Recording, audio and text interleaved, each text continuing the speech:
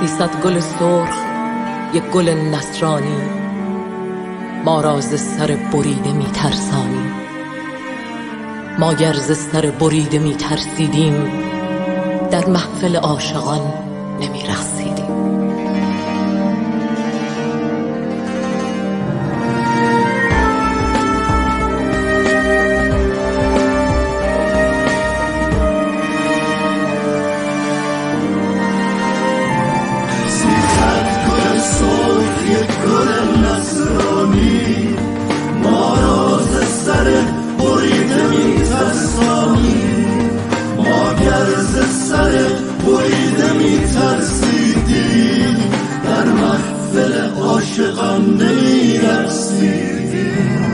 در محفل عاشقان خوشا رقصیدن دامن.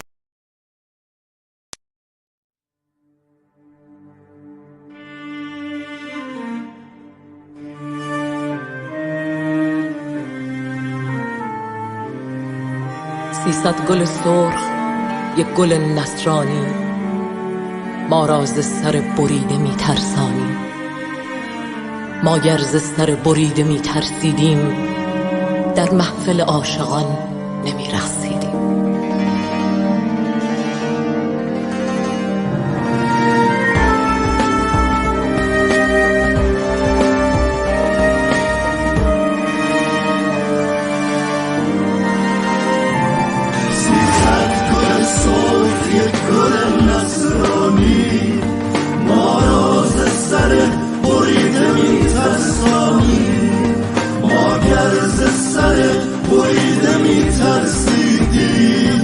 در محفل عاشقان نمی‌رقصیدیم.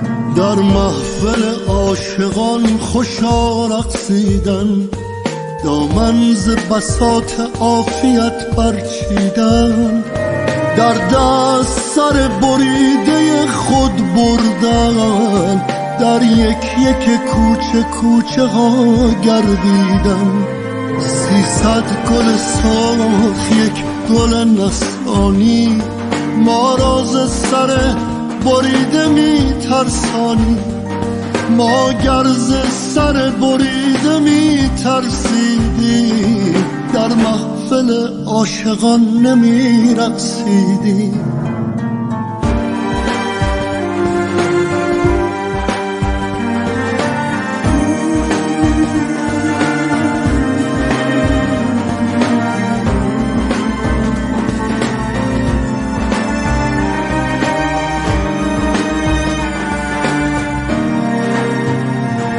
هر جا که نگاه می کنم خونین است، از خون پرنده‌ای گلی رنگین است. در ماتم گل پرنده می موید و گل از داغ دل پرنده داغ آجین است. فانوس هزار شعله اما در باد می سوزد و سرخوش است و چین و چین است.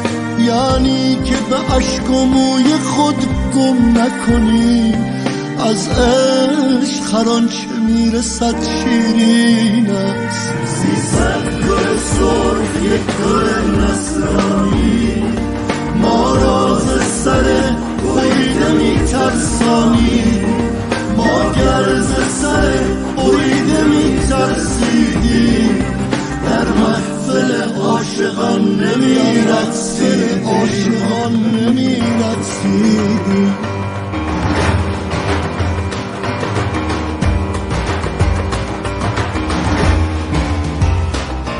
در آتش و خون پرنده پر خواهد زد، بر بام بلند خانه پر خواهد زد.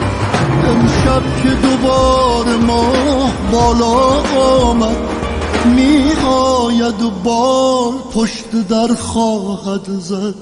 یک ساقه سبز در دلم خواهد کاشت، مهتاب بر آن شبنم تر خواهد زد.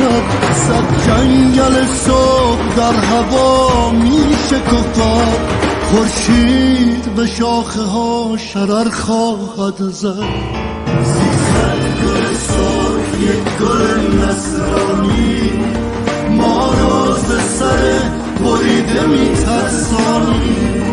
ما گر ز سر بریده میترسیدیم در محفل عاشقان نمیرقصیدیم. عاشقان نمیرقصیدیم.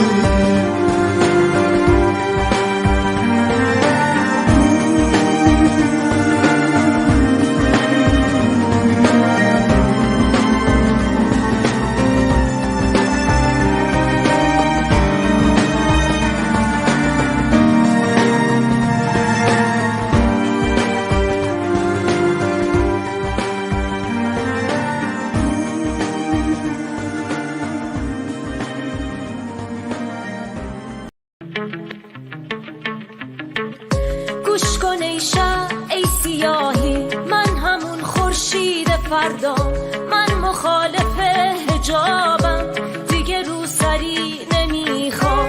گوش کن ای شب ای سیاهی، من همون خورشید فردا، من مخالف حجابم، دیگه رو سری نمیخوام.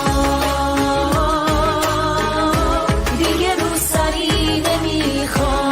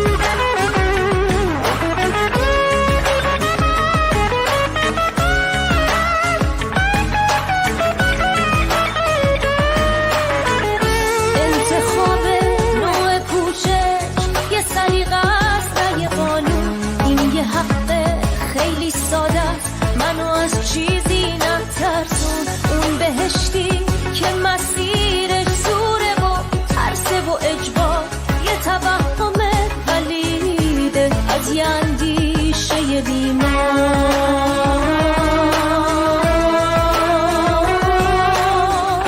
گوش کن ای شب ای سیاهی، من همون خورشید فردا، من مخالف حجابم، دیگه رو سری نمیخوام. منو از چیزی نترسون، من همینم که همینم، تو دیگه تموم کارت، دارم اون روزو میبینم.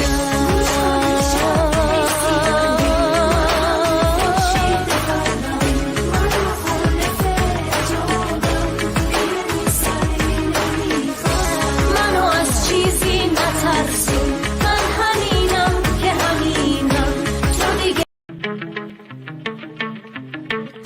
گوش کن ای شب ای سیاهی، من همون خورشید فردا، من مخالف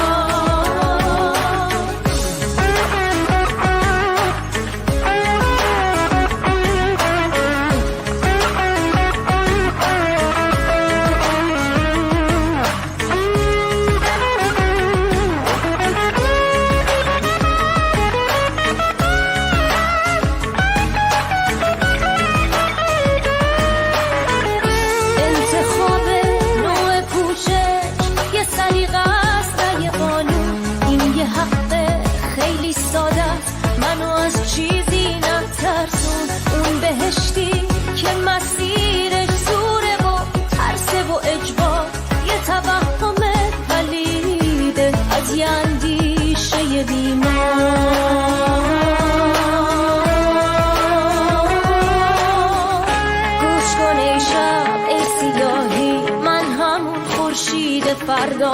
من مخالف حجابم، دیگه روسری نمیخوام. منو از چیزی نترسون، من همینم که همینم. تو دیگه تموم کارت، دارم اون روزو میبینم.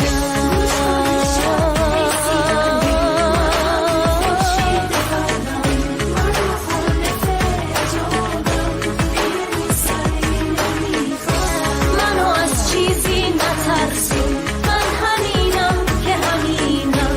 تو دیگه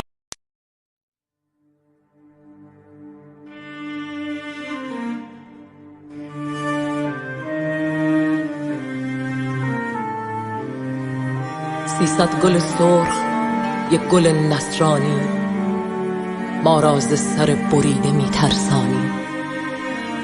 ما گر ز سر بریده میترسیدیم، در محفل عاشقان نمیرقصیدیم.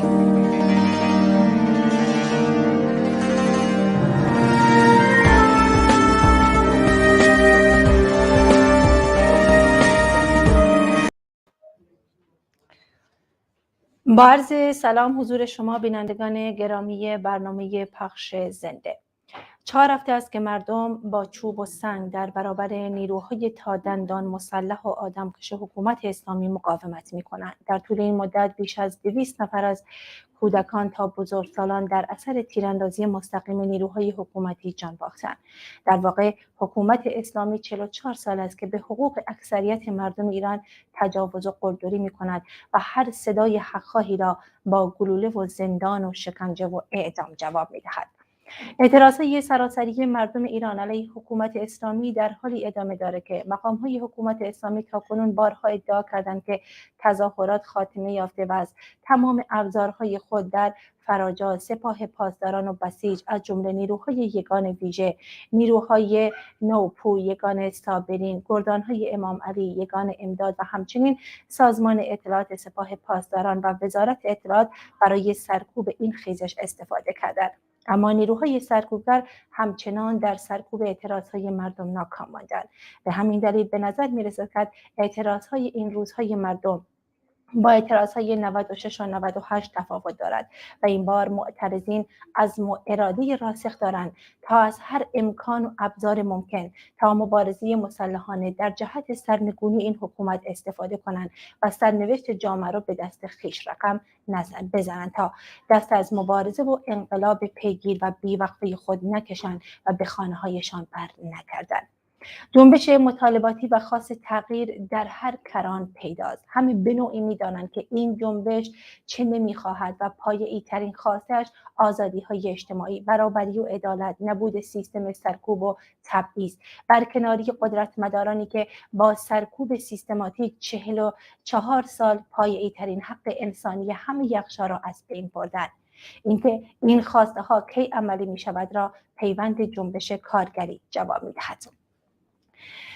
بله عزیزان، برای گفتگوی بیشتر در مورد اعتراضات اخیر و آخرین ارزیابی‌ها از این اعتراضات و آخرین رویدادها 2 مهمان عزیز دارم. ابتدا از رفیق بهروز ناصری شروع می‌کنم. رفیق بهروز، ویژگی انحصاری این اعتراضات در این دوره چیه؟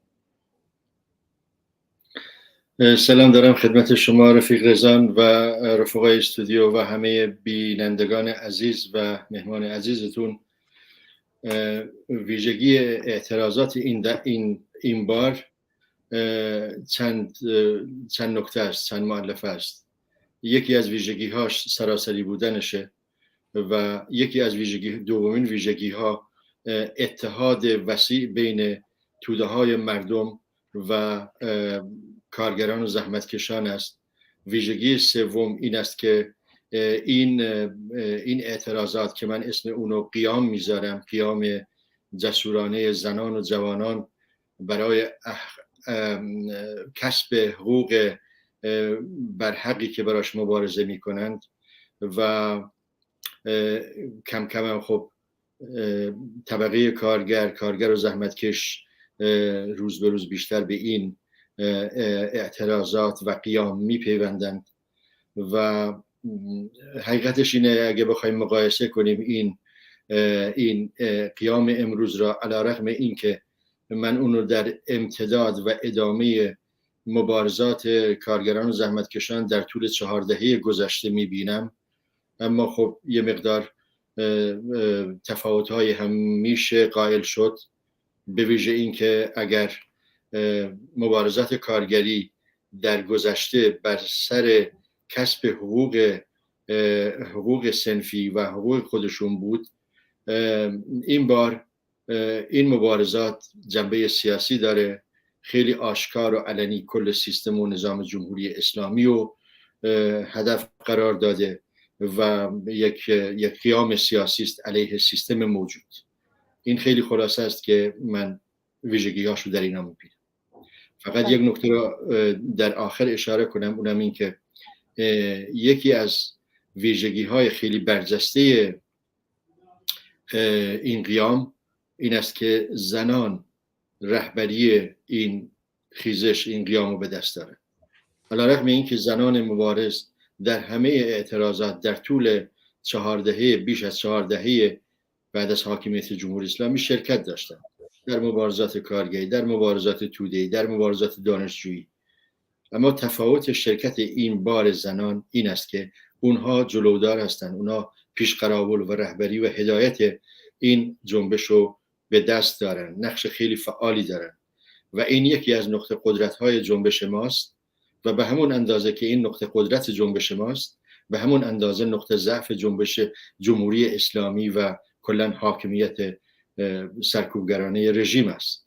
و یکی دیگه از مؤلفاتی که قابل بحثه اینه که این شورش، این قیام سراسری است، اکثریت شهرها را در بر گرفته و چشمانداز ادامه این قیام خیلی روشن‌تر است تا فروکش کردن آن. خیلی ممنون. خلاصه رفیق علی پیشگام، خیلی خوش اومدید. ممنون از اینکه دعوت منو پذیرفتید. خواهش میکنم. سلام دارم خدمتتون تمام شنوندگان و بینندگان عزیز و مهمانتون. بعد من خیلی تشکر میکنم که منم قبول داشتین و دعوت کردین. در حال باعث افتخارم است.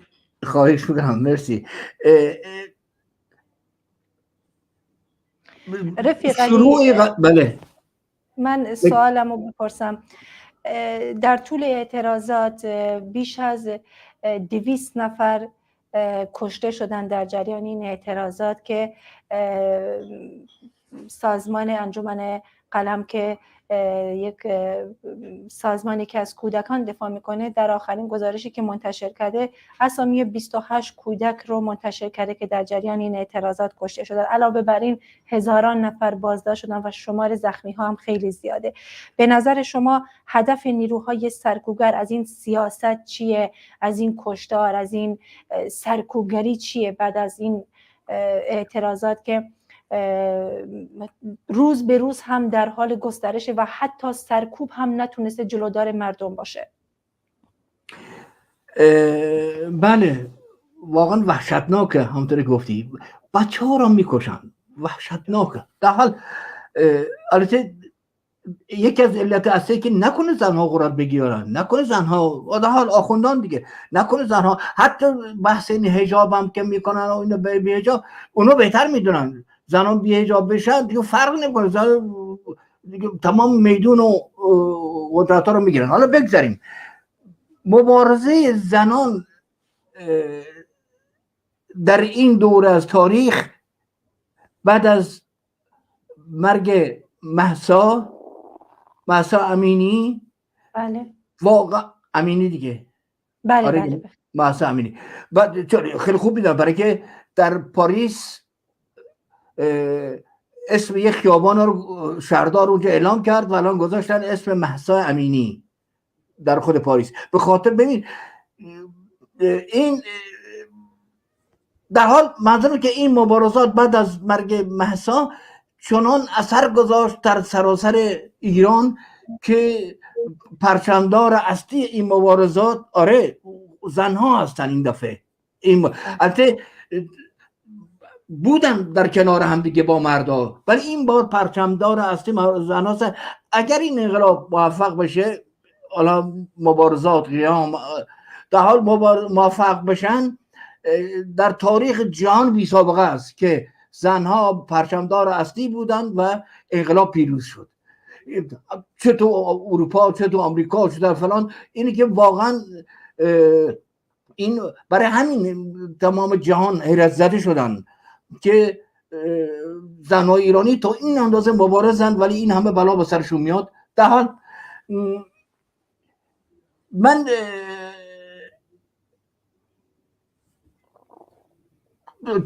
توصیه من اینی که در این مبارزات خوشبختانه الان مردها، دانش آموزان، دانشجویان با هم متحد شدن و متفقا دارن حرکت میکنن، که البته خب اخبارها که احتیاج است که من بگم برای که شما بهتر میدونین، بیشتر هم دنبالش هستین. و برای همین این حکومت کثیف اسلامی که این همه سرکوب میکنه، این همه چیز میکنه، ولی این بار من چون یه نوع سرکوباش که عجیب غریبه از نیروهای حزب اللهی لبنان استفاده میکنه که اونها احساس ندارن به چیزی که زبان عربی صحبت کنن، بلد نیستن فلان، در حال هرچی پول به خاطر چون پول و فلان نفع از بیشتر از نیروهای حزب اللهی لبنان میاد آوردن داره استفاده میکنه که مردم که آیا رژیم از چی میترسه که حتی از نیروهای خودش هم استفاده میکنه؟ دلیل این همه سرکوب چیه که متوسل شده به نیروهای حزب اللهی؟ خب در حال احساس وجود داره دیگه. وقتی که الان مثلا خیلی جا هستش و چند تا شهرستان دیدم که همین پاسدارا که چیز بودن برها نیرو رو اضافه کردن ولی همه عقب نشینی کردن. اینا از در حال سخت براشون که بچه ها رو بکشن. بعضی براشون اینجوریه، نه همه، ولی بعضی براشون واقعا سخته بچه ها رو بکشن، جوان ها رو بکشن، محصلین رو بکشن. برای همینه که اینا به خاطر که حکومت اسلامی به خاطر که بتونه ترس و وحشت تو جامعه بندازه، میاد از این نیروهای حزب اللهی لبنان این همه خرج هم اونجا کردن، حالا اونا بهتر شما میدونید، در حال استفاده میکنه که بتونه که کشتار رو زیاد بکنه تا شکست نخوره. میتونم ادامه بدم این حرفو بعد به کجا میرسه چجوری میشه یا نه سوال دارین؟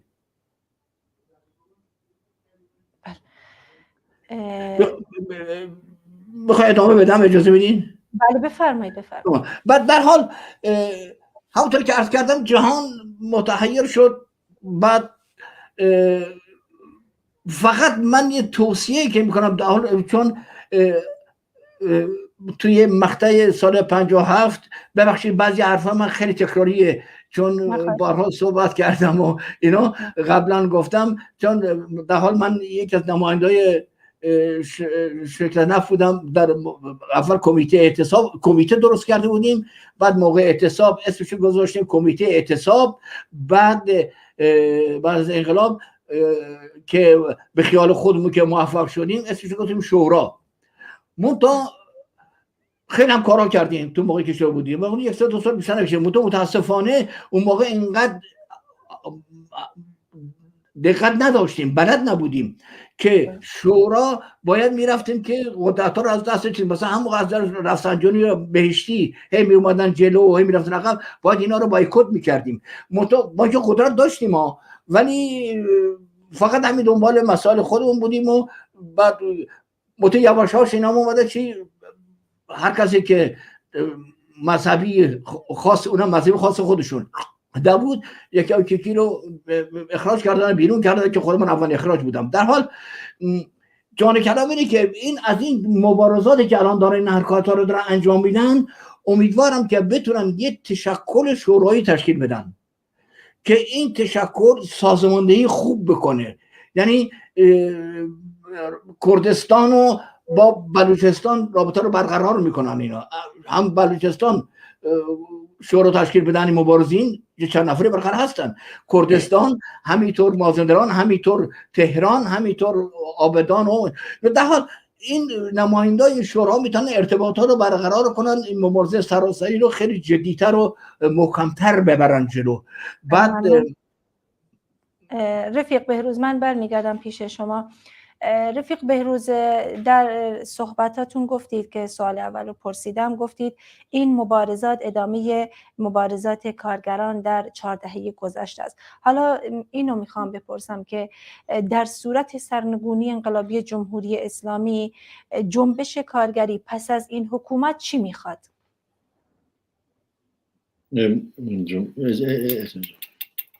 معذرت میخوام یک لحظه. سوالات رو یادداشت کردم. من اگه اجازه بدید من یک ویژگی خیلی مهم که مربوط به سوال قبلیمو یادم رفت یا فراموش کردم میخوام بهش اضافه کنم.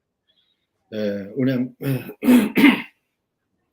این ویژگی خیلی مهم این است که در طول بیش از 4 دهه که مبارزات توده‌ای کارگری در مراکز مختلف جریان داشته، در مقاطع مختلف حمایت تشکل‌های کارگری در کشورهای دیگه و همراه خودش آورده و خیلی از اتحادیه‌ها از مبارزات کارگران برای کسب حقوقشون دفاع کردن در کشورهای اروپایی. اما این بار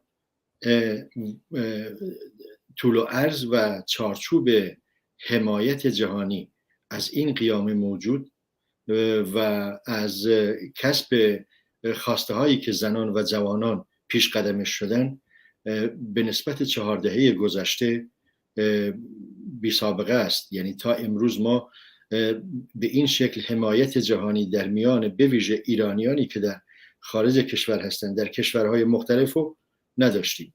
این یک پدیده جدید و فرخنده است که چشمانداز و روشن‌تر میکنه. اجازه بدید 1-2 تا ویژگی دیگه خیلی مهمن به اون اشاره کنم و اون هم تشابهات قیام امروز با انقلاب 57. یکی از تشابهات این بود که در انقلاب 57 شعاری که در تمام کوی و برزن در 4 گوشه ایران گسترش یافت شعار مرگ بر شاه بود و امروز هم مرگ بر دیکتاتور و مرگ بر خامنه ای به همه شهرهای ایران رسیده، از شمال تا جنوب و از جنوب تا غرب. این یکی از تشابهات، یعنی شعارهای سلبی که قیام کنندگان اون چیزی که نمیخواهند و بیان میکنن. طبعا شعارهای امروز فقط این نیست، اما من به طور کلی اینو دارم عرض میکنم. و نکته دیگه، یکی از ویژگی های قیام امروز به خیابان آمدن و اعتراض دانش آموزان دبیرستان هاست. به طور واقعی ما در طول 43 سال از 57 تا امروز ما شاهد مبارزات کارگران، زحمتکشان، اقشار مختلف، محیط زیستی دوستان و همه اینها بوده ایم. اما فقط در انقلاب 57 بود که دانش آموزان مدارس و دبیرستان به خیابان ها اومدن و امروز ما این پدیده رو میبینیم که دانش آموزان، من منظورم دانشجویان دانشگاه ها نیست، سطح پایین تر از اون، که اومدن و در این قیام شرکت دارن و خواستهای خودشونو دارن بیان میکنن. این نکات مهم بود که من با اجازه شما اشاره کردم. اما در رابطه با سوال شما اگر فراموش نکرده باشم، شما گفتید که جنبش کارگری چی میخواد؟ بله. جنبش کارگری بعد از قیام چی میخواد؟ من 2 پاسخ دارم به این سوال شما رفیق. یک پاسخ این است که نظر شخصی منو دارم، من بیان میکنم. پاسخ دوم این است که جنبش کارگری لازم است که از طریق تشکل‌های خودشون خواسته ها و سیستم اداری جامعه رو از طریق تشکل‌های خودشون بیان کنن.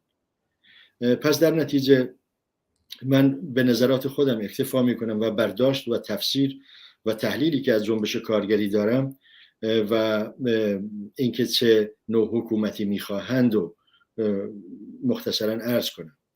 تاریخ انقلاب 57 اینو به ما گفت که در دوره خیلی کوتاهی که آزادی‌های سیاسی در جامعه ایران وجود داشت یا به وجود اومد، در اکثریت مراکز تولیدی در شهرها و کارگران به شوراها و تشکلها و شوراهای خودشون متوسل شدند. کمیته های کارخانه، شوراهای کارگری، شوراهای شهر. به ویژه ما این تجارب در کردستان به صورت خیلی غنی و ثروتمندی داریم.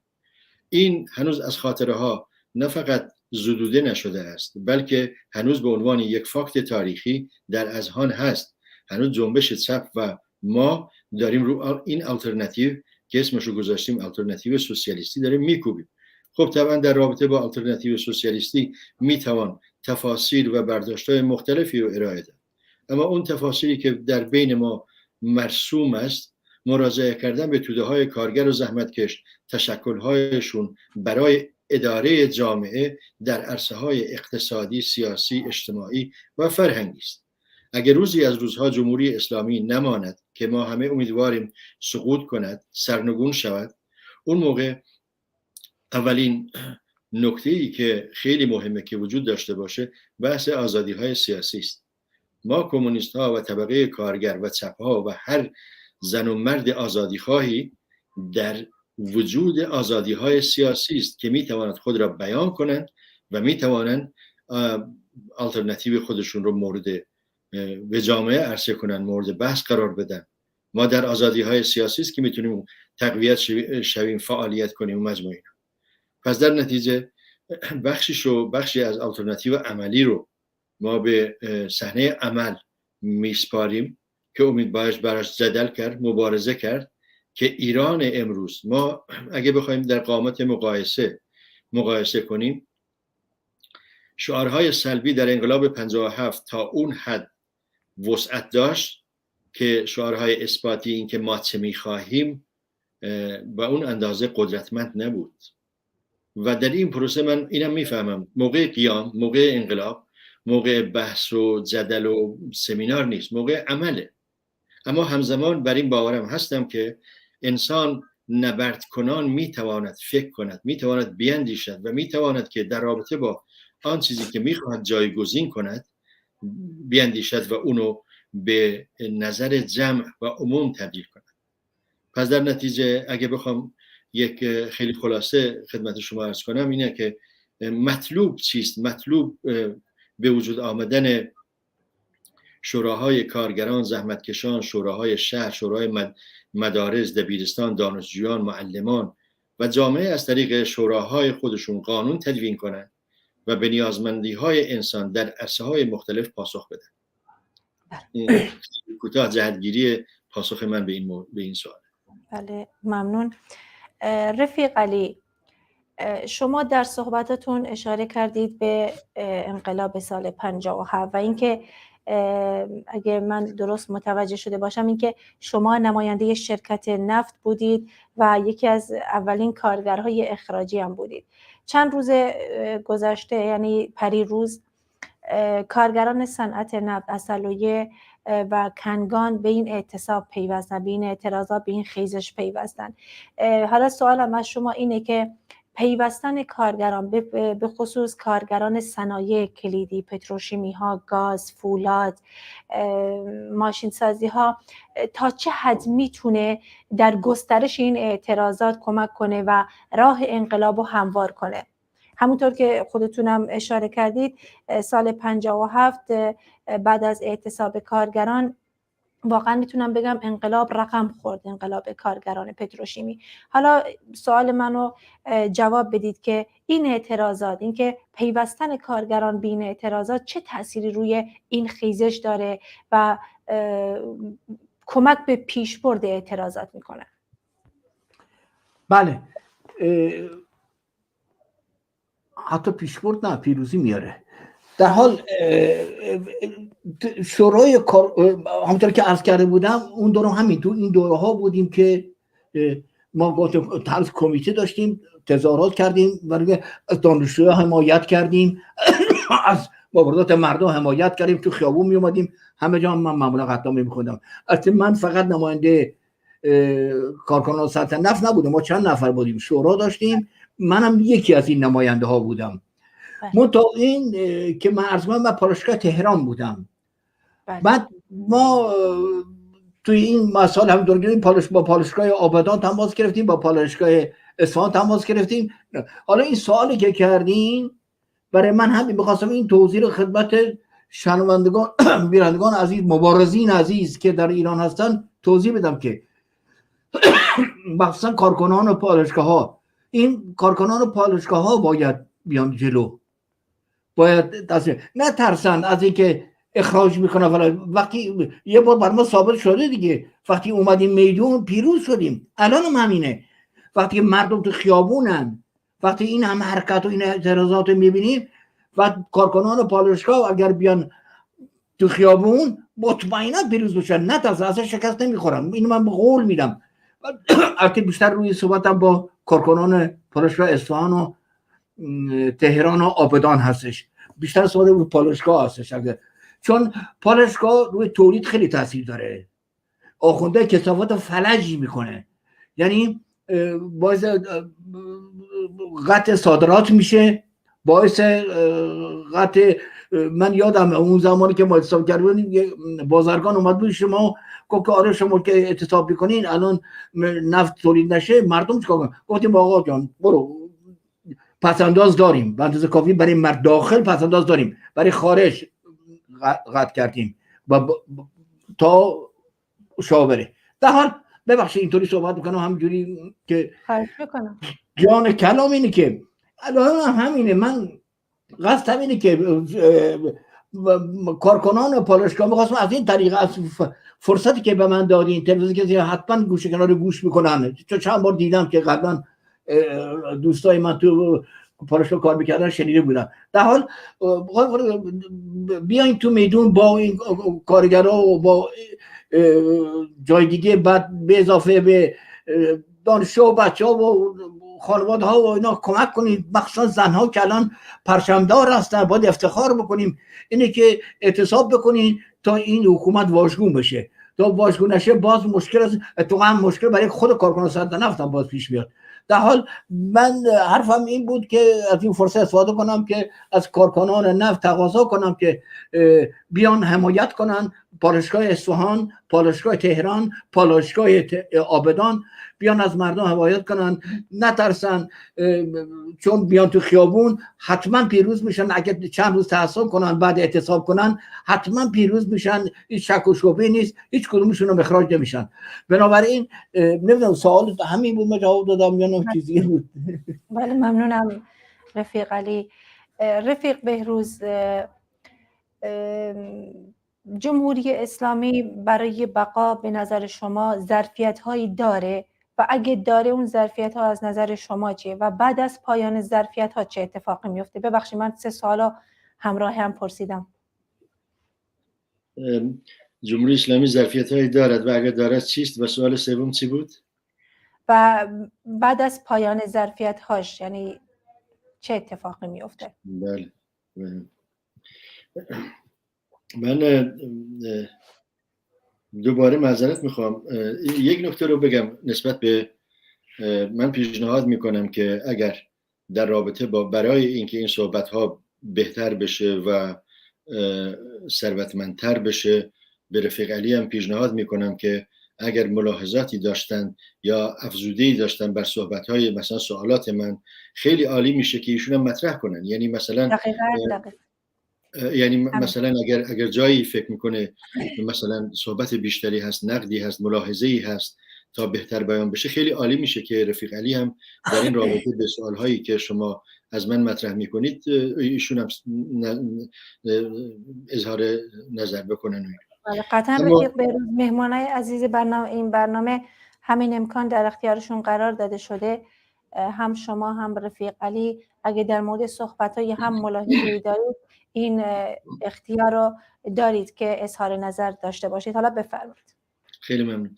من دوباره یک معذرت دیگه هم میخوام به دلیل اینکه در رابطه با سوال قبلی من بعد از اینکه سوالو میکنید و من پاسخ میدم بعد به نکات دیگه هم میرسم که من مجبورم این نکات به دلیل اهمیتشون باز یه اشاره خیلی کوتاهی بکنم. اونم این که جدا از اینکه گفتیم که طبقه کارگر در بعد از جمهوری اسلامی اگر در فضای سیاسی برای رشد و شکوفایی خودش و متوسل شدن به تشکل‌ها برای تدوین قانون. اما نکته‌ای که من میخوام اشاره کنم اینه که در دنیای بعد از جمهوری اسلامی اگر کارگران و زحمتکشان از طریق شوراهای خودشون تونستن در قدرت سیاسی ایران نقش ایفا کنند، اون موقع خب اون قانون ها چیست، در چه عرصه هایی؟ به نظر من خیلی مهمه که همچنان که تاریخ انقلابات دیگر هم نشون داده، انقلاب اکتبر، انقلاب کمون پاریس و مجموعه اینها، اولین اقداماتی که در دستور کارگر متشکل و متحد و صاحب قدرت در بر میگیره یک سری اقدامات فوری است که بتونه با اتکا به اون اقدامات فوری گام‌های بعدی رو برداره. ما اگر اکملگرا نباشیم همه تغییرات، ببینید تاریخ ایران تاریخ استبداد است، تاریخ بی‌حقوقی و سرکوب است و اگر این رژیم جنایتکار سرنگون شود، یک شبه ما به یک شرایط خیلی عالی و بهشت روی زمین نمیرسیم. این یک پروسه است، اما تعریف کردن گام ها خیلی مهم است. مثلا کارگران و زحمتکشان، من میگم شوراها در قانون بنویس فوری برابری زن و مرد، ممنوعیت کار کودکان، تأمین نیازمندی های مادی فرد، مثلا مثل مسکن، مثل سیستم بیمه برای انسان هایی که کار نداشته باشن، اینها را شورا نه فقط مسئولشون هست بلکه براشون قانون تدوین کنن. تدوین قانون به صورت یه مقدار جزئی تر که دیگه خیلی هست که من در همین رابطه میگم که کارگر و زحمتکش شورای در قدرت برای اینکه جامعه به رفاه و آسایش و به معنای واقعی سعادت برسد، اینو در سیاست‌های عملی مشخص دارد معنی می‌کند و می‌نویسد و قانون رو اینطور تدوین می‌کند. آزادی‌های سیاسی، آزادی فعالیت، ممنوعیت اعدام، شکنجه و اینها یک سری از قوانین عملی هستند که در اولین فرصت باید اینها را تدوین کرد، به قانون تبدیل کرد و به همه زحمتکشان کارگران ایران این ضمانت رو داد که در دنیای بعد از جمهوری اسلامی که شماها حاکم باشید و ما هم همراه شما هستیم، همه با هم این قانون رو برای کل جامعه می نویسیم که تاریخ هم داره. اینم نکته‌ای بود در رابطه با سوال قبل. جمهوری اسلامی برای بقا چه ظرفیت‌هایی برخوردار است؟ جمهوری اسلامی مهمترین ظرفیتی که از اون برخوردار است قدرت نظامی است به طور واقعی. یعنی مثلا اگه مردم ایران یک هفته، یک روز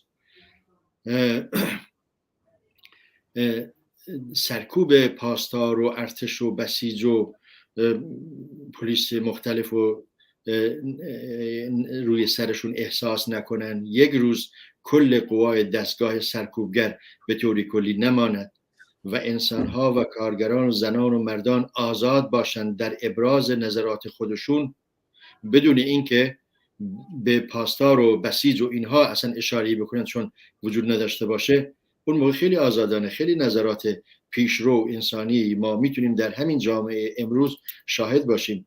من میگم نظرات پیشرو و انسانی و مراجعه منم به همین قیام کنندگان است که آنها خواستار همچون چیزی هستند و به همین خاطر ظرفیت‌های جمهوری اسلامی که هنوز تماما به کار نبرده عرصه نیروهای دستگاه سرکوب و نیروهای مسلح است.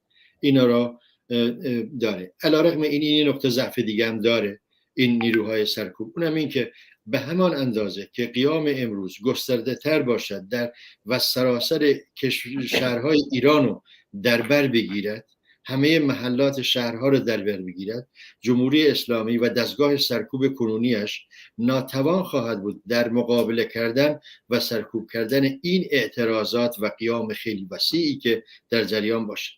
و همین خاطر یکی از فاکتورهای خنثی کننده ظرفیت‌های نظامی جمهوری اسلامی یا ظرفیت‌های سرکوب جمهوری اسلامی ادامه تداوم و وسعت بخشیدن به مبارزات فی الحال موجود در همه شهرها و در همه محل هاست و اینکه قیام کنندگان آگاهانه خودشون رو سازمان بدن در محافل مختلف، در کمیته های مختلف و بتونن قیامو به صورت متشکل و آگاهانه هدایت کنن در محل. این نکته فوق العاده مهمی است که میتونه ظرفیت های فی الحال موجود دستگاه سرکوب جمهوری اسلامی رو کاهش بده و اونو پایین بیاره. این سوال اول بود. اگر دارد چیز اینم فکر کنم اینم به سوال سوم برسیم، چون پاسخ سوال دوم فکر کنم در سوال اول نهفته بود. اگر اشتباه نکنم، اگه اشتباه میکنم شما رضوان جان میتونید تذکر بدید. نخواهش میکنم، بفرمایید. بعد از پایان این ظرفیت ها چه اتفاقی میفته؟ بعد از پایان ظرفیت‌های نظامی جمهوری اسلامی معنیش اینه که بعد از جمهوری اسلامی چه اتفاق می‌افتد، جامعه چطور میتونه از خودش دفاع کند و چه سیستم دفاعی، یعنی کشور و شوراها از چه سیستم دفاعی برخوردار باشه. طبیعتاً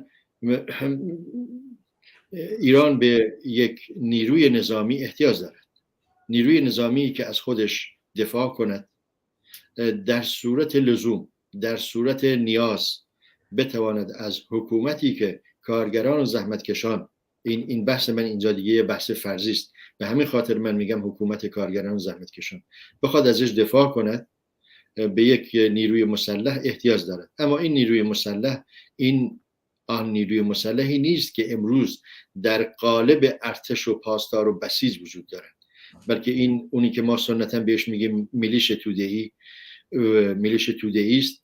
و این میلیش توده‌ای ما مثلا فرض کنیم اگه مقدار بحث زمینی تر کنیم، در جامعه مثلا کردستان ما احزاب سیاسی مختلفی داریم که این احزاب ها که ما هم جزوشون هستیم نیروهای مسلحی دارن. در فردای انقلاب، در بعد از جمهوری اسلامی، زمانی که توده های کارگر و زحمتکش از شانس کسب قدرت برخوردار بودند، منطق اینو میگه، عقل سلیم اینو میگه که کل کشور بایستی به سوی داشتن یک قوای مسلح تحت نظارت و تحت رهبری و هدایت شوراها باشه. مثلا اگه ما نیروی مسلح داریم خیلی عالیه، اما تا اون موقع باید فکری کرد که اصلاحاتی در کلیه نیروهای مسلح به وجود بیاد و احزاب سیاسی به فعالیت سیاسی، اجتماعی، اقتصادی خودشون همگام با شوراها ادامه بدن و نیروی مسلح، این بحث بعد از جمهوری اسلامی، نیروی مسلح تحت رهبری و هدایت شوراهای کارگری، اونها دیگه کار و فعالیت رو که تعریف شده از طرف شوراها انجام بدن. من امیدوارم که تونسته باشم کمی پاسخ سوالات داشته باشم. بله، خیلی عالی، ممنون. رفیق علی، اعتراضات خارج از کشور رو چطوری میبینید؟ چه ارزیابی دارید از اعتراضات خارج از کشور که در حمایت از خیزش سراسری مردم ایران بوده؟ این اعتراضات چه تأثیری بر روند این خیزش دارد؟ بله، خیلی متشکرم. قبلا سوال جواب رفیق اونو بدم که من تمام صحبتایی که کردن قبول دارم. یعنی چقدر خوشحال میشم که دلم میخواست منم این حرفا رو میزدم، ولی حالا خوشبختانه ایشون میزنن دیگه، مشکلی برای من نیست. اینه که نه رفیق عزیز، خیلی خوشحالم، دقیقاً هم فکرم هستیم و درست شما میگین، واقعا درست میگین. حالا اگر فرصتی بود در مورد این مسئله شوراها و شکل حکومتی چطور باشه صحبت میکنیم. مثلا فرض میکنیم بنده اینجوری معتقد بودم که شورای کارگری، شورای کارکنان پرستار، کارکنان معلمان، هر منطقی برای خودشون شورا تشکیل بدن، بعد یک نماینده انتخاب میکنن بفرستن تو مجلس، اونجا مجلس نخست‌وزیر تعیین میکنه. حالا تمام کارخونه ها، البته حالا بعضی کارخونه کوچیک‌تر، هر 4 تا 5 تا کارخونه یه نماینده انتخاب میکنن، بعد خود نماینده شورا یک نفر باز میفرستن. اگر اون نماینده شورای خلافی کرد، به نفع سرمایه‌داری کار کرد، فورا میتونن نماینده شورا اینو عوض کنن یه نماینده دیگه بفرستن. در حال اینا توضیح زیاده و همونطور که شما گفتین کاملا درسته، هم من قبول دارم. بعد اما در مورد اعتراض، البته خیلی عالیه، خیلی خوبه. من خودم باز خاطره بگم، یادمه که اون موقع وقتی ما بودیم یه گروهی بودن، دانشجو بودن، حتی اسمشان یادم رفت، دانشجویی که توی خارج کشور بودن. بعد ما که سال 57 میگم، ما در حال اعتراضات بودیم، میشنیدیم از این اون که یه سری دانشجوها هستن تو خارج کشور دارن از شما حمایت میکنن. خیلی خوشحال میشدیم، یعنی یه قوتی میگرفتیم. ولی الان که خیلی بهتر و بیشتر میتونه که مؤثر باشه که کار اینا اشتباه نیست، کار این مبارزینی که داره این هم حرکت میکنن، بانوانی که اینطور داره مبارزه میکنن بعد در جهان تاثیر گذاشته. خب البته این تاثیر گذاشته خیلی هم از این مبارزین همین خارج کشور هستن که در حال با این خبرنگار صحبت میکنن، با اون مجلس صحبت میکنن، با اون سیاستمدار صحبت میکنن، با اون بعد اینا رو میبرن نشون میدن. اینی که به نظر من خیلی تاثیرگذاره، خیلی مهمه که امیدوارم که ادامه داشته باشه، متشکل بشه، بعد تا به پیروزی برسیم دیگه. حالا نمیدونم بعضی موقع که آیا میرسیم، اگر کارگرها و کارمندا همه، تو کلمه کارمند به کار میبریم، درست این طبقاتی بود درست کردند این حرفا، ولی در حال اونایی که در پالایشگاه تهران، پالایشگاه آبادان، پالایشگاه اصفهان در تولید به طور مستقیم کار میکنن اسمشون گذاشتن کارمند، که به خاطر همین چون موقع کارمند حق اعتصاب نداشت، حق اعتراض نداشت، ولی کارگر داشت، ولی کارگران فقط به تعمیراتی ها میگفتن. ولی در حال اینه که امیدوارم که این کارکنان صنعت نفت اینا همونطوری که تو خارج کشور اکثر نیروهای چپ داره فعالیت میکنه به نفع مبارزین داخل ایران، به خصوص مبارزین زنها که واقعا حیرت آوره، یعنی اصلا در تاریخ بی‌نظیر اینو مبارزه. در حال امیدوارم که اونها هم تاثیر بذارن که در کنار این مبارزین قرار بگیرن. بعد امیدوارم که ما هم که تو خارج کشوریم بیشتر و بیشتر فعالیت کنیم، اختلاف نظرها و اینطور بریم کنار، بعد تا بتونیم نتیجه بگیریم. البته خب این میگم که بتونیم نتیجه بگیریم، یه نکته رو باید عرض کنم. ما همین که رفیقمون صحبت کرده بودن، تشکل شورا برای سازماندهی خیلی مهمه، باید حرکت کنیم. منتها اگر این حرکت انجام نشه یا ممکنه بشه بعد بحث انقلاب بکشیم کنار، پیروزی انقلاب، یعنی بعد پیروزی این مبارزات، اون وقت باز چیز میشه، دوباره با شکست میخورن. بنابراین این شورا باید حواسشون جمع باشه، سازماندهی خوبی بکنن، برن جلو، بعد تا پیروز بشیم و بعد ادامه بدن این شوراها. خب خیلی ممنون رفیق علی. رفیق بهروز، این خیزش باید دارای چه توانایی و خصوصیتی باشه که منجر به سرنگونی انقلابی رژیم جمهوری اسلامی بشه؟ بله، ببخشید تو من باید بنویسم چون یادم میرود.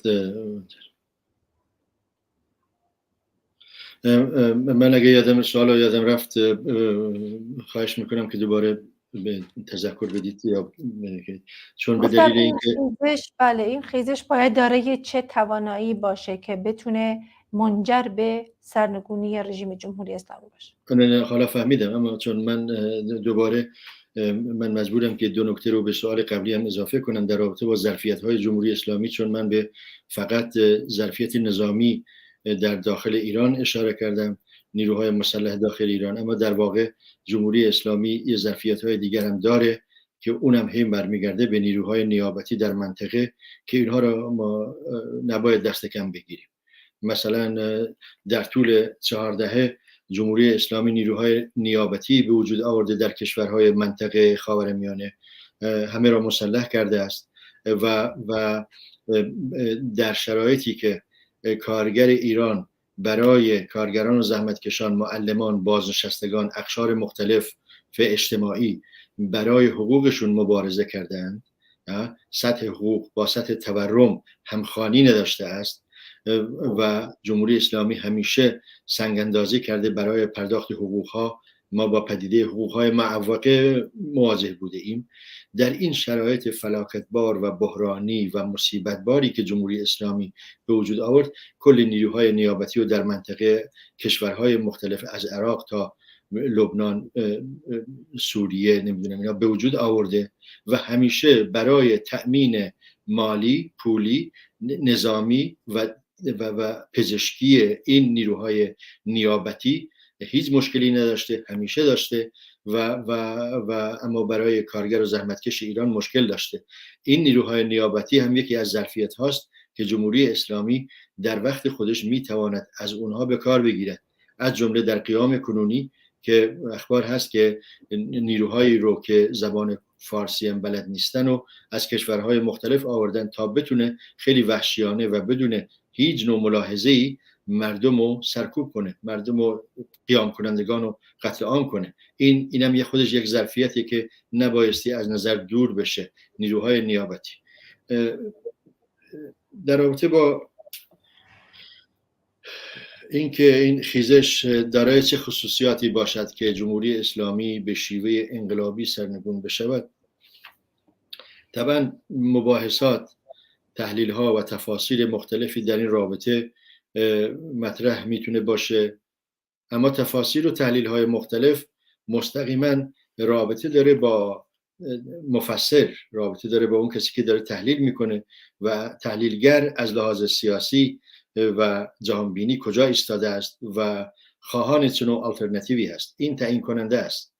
به همین خاطر از این زاویه‌ای که من به موضوع نگاه میکنم این است که قیام کنندگان و توده های کارگر و زحمتکش به عنوان یک مؤلفه خیلی مهم که من دارم اینو بیان میکنم، اما خودشون قیام کنندگان اینو بیان کردن که قیام کنندگان یعنی کارگران و زحمتکشان خودشون به دست خودشون میخوان رها شوند، میخوان از نکبت جمهوری اسلامی رها شوند و برای رهایی، این از لحاظ نظری صحبت سیاسی، از لحاظ برای رها شدن به هیچ قدرت خارجی، به هیچ ابرقدرتی، شرق، آمریکا، اروپا، چین، روسیه، کشورهای قدرت‌های منطقه نباید متکی شد و اتکا به هر قدرتی. تاریخ و تجارب تاریخی اینو نشون میده که آن آلترناتیوی که به نفع توده های کارگر و زحمتکش باشه ما بهش نمیرسیم. نمونه خیلی ساده و جلوی دست ما انقلاب 57 بود. خیلی خوب توده های کارگر و زحمتکش علیه رژیم سلطنت مبارزه کردن، اونو سرنگون کردن، اما به دلیل تضعیف یا ضعیف بودن آلترناتیو اجتماعی، علیرغم اینکه نیروهای چپ مثلا فداییان خیلی قوی بودن، اما به عنوان سازمان قوی بودن، نه به عنوان آلترناتیو اجتماعی. ما حالایی که صحبت میکنیم تجارب 40 سالو داریم و همین خاطر اینطور راحت داریم صحبت میکنیم.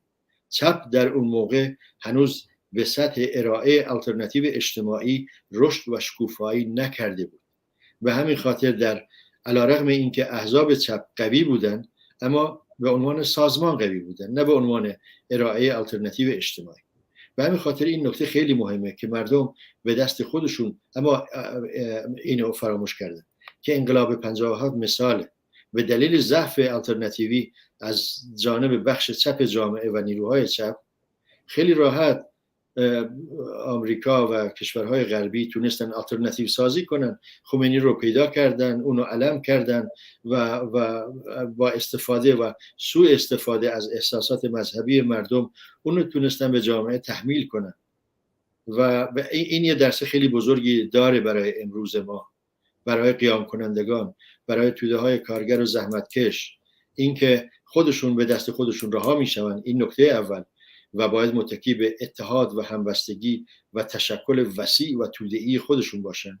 نکته دوم اینه که نبرد کنان در فکر این باشن که چه نوع آلترناتیوی میخواد. اینجاست که من به عنوان یکی از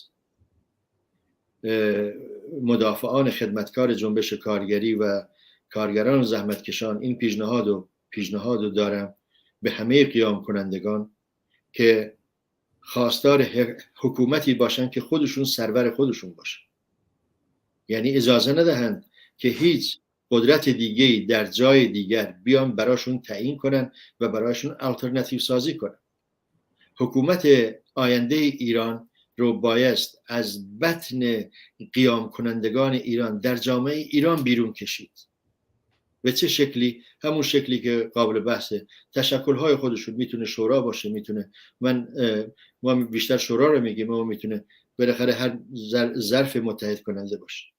و برای سرنگون کردن انقلابی جمهوری اسلامی خیلی لازمه قیام کنونی وسعت پیدا کنه، ادامه داشته باشه و وسعت پیدا کنه.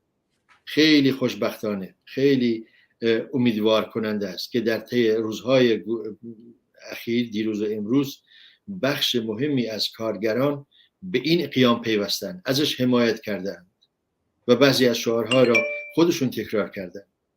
برای اینکه جمهوری اسلامی به شیوه انقلابی سرنگون شود، قیام کنونی احتیاج به این دارد که از طول و عرضی که امروز دارد که هنوز تمام جامعه رو در بر نمیگیرد، وسعت بیشتری بیابد. مردمان، کارگران و زحمتکشان در شهرها، در مراکز تولیدی مختلف، در چهارگوشه ایران به این قیام بپیوندند تا قیام کنونی که در بعد چند میلیونی است به سطح چند ده میلیونی ارتقا پیدا کنه، با خواسته های مشخص و با خواسته های روشن. اگر توده های کارگر و زحمتکش به این آگاهی ساده توافق کنند که بگن ما سرور خودمون هستیم و ما از این توان برخورداریم که با خرد جمعی جامعه را اداره کنیم، قانون بنویسیم، قانون عمل تدوین کنیم و عملیش هم کنیم، اون موقع این یعنی آگاهی، عنصر آگاهی، تقویت عنصر آگاهی و تشکل و اتحاد و همبستگی و بین شهرهای مختلف، خلقهای مختلف، ملل مختلف میتواند این چشمانداز سرنگونی انقلابی جمهوری اسلامی رو تقویت کند. رفیق بهروز، رفیق علی، متاسفانه وقت برنامه‌مون خیلی کمه، حدود 5 دقیقه دیگه وقت داریم. میخوام در این 5 دقیقه هر دو رفیق عزیزم، رفیق علی و رفیق ناصر، در پایان صحبتاشون چه پیامی دارن برای سراسری تر شدن که حالا سراسری از برای افزایش بیشتر گسترش پیدا کردن این اعتراضات، چه پیامی دارید؟ بفرمایید در چند دقیقه. کی، من یا بفرمایید؟ در حال خیلی متشکرم از صحبت‌های رفیقمون. بعد خیلی متشکرم شما سوالات مطرح کرده بودین.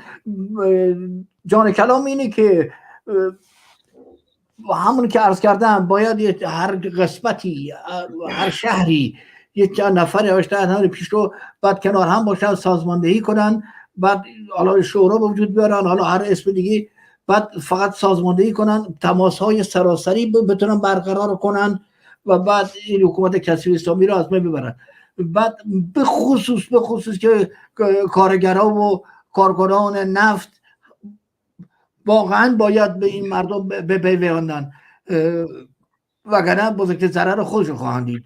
در حال امیدوارم به این مردم بپیوندن تا این حکومت کثیر اسلامی سرنگون بشه، همه ما راحت بشیم که هم ما هم در داخل در حال از دست این حکومت کثیر بشه. بعد به خصوص که آگاهانه، همونطور که رفیقمون گفتن، آگاهانه و هوشیارانه شورا را تشکیل بدیم، بعد بدن همه قسمت کارکنان.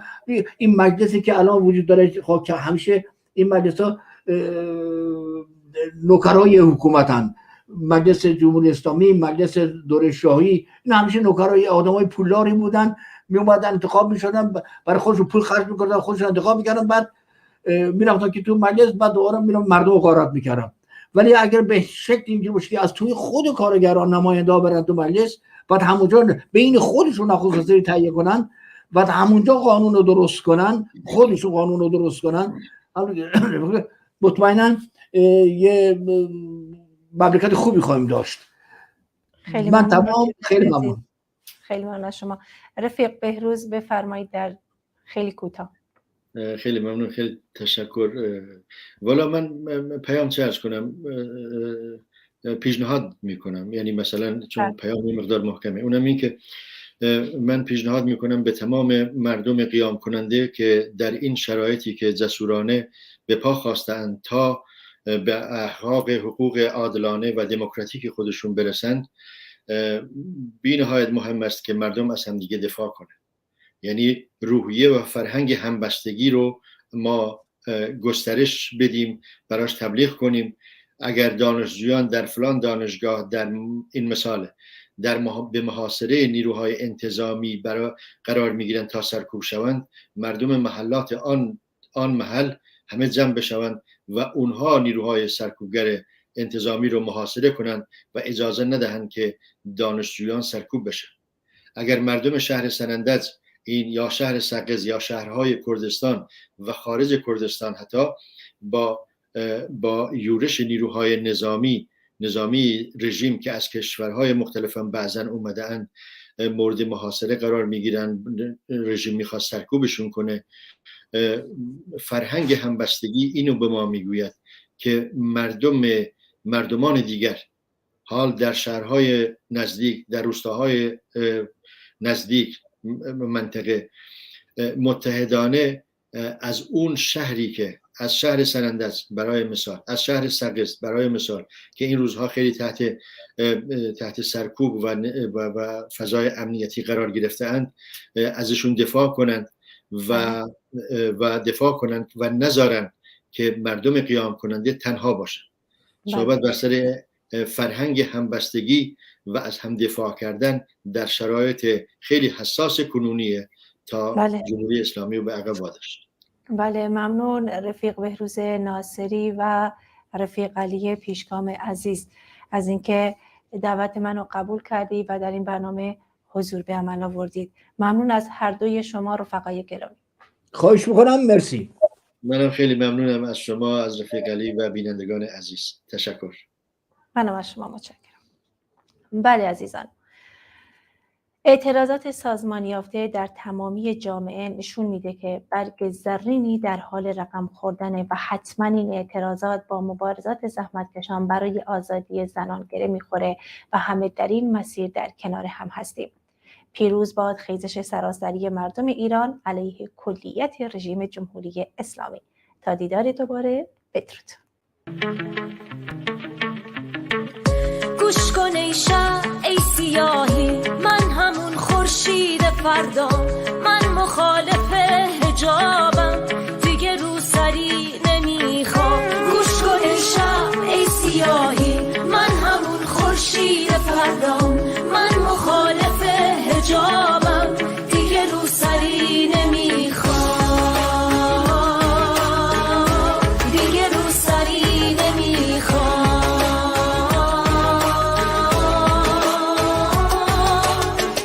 حقم توی